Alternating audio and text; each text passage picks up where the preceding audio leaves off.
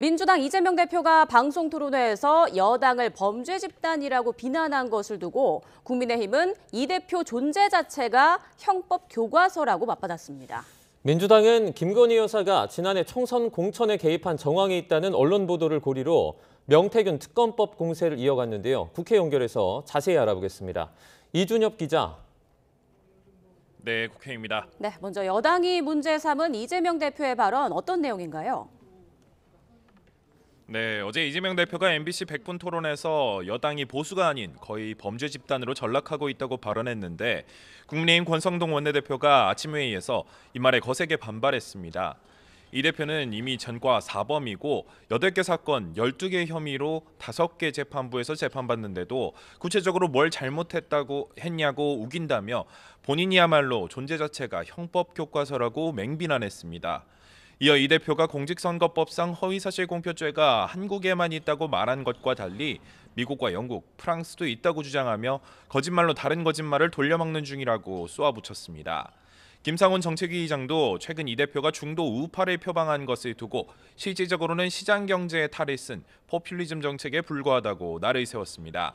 상속세 개편 문제도 이 대표가 국민의힘이 세율 인하를 고집했다고 말한 것과 달리 이 대표가 말한 공제 한도 확대가 변함없는 국민의힘의 입장이라고 반박했습니다.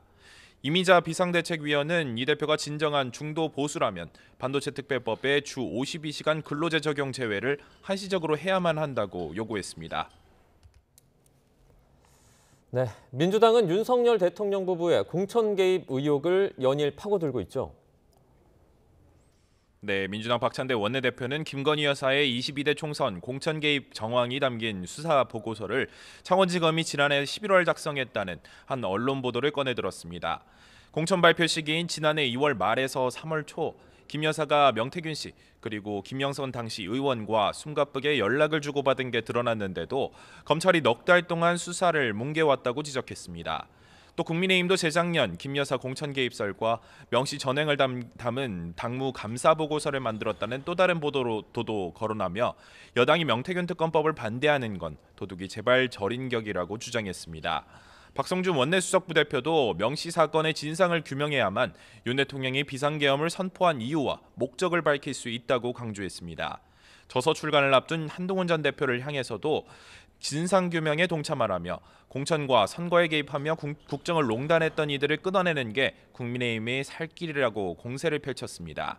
강유정 원내대변인도 회의 뒤 기자들과 만나 명태균 게이트가 명태균 김건희 게이트임이 드러났다며 특검법 수용을 촉구했습니다.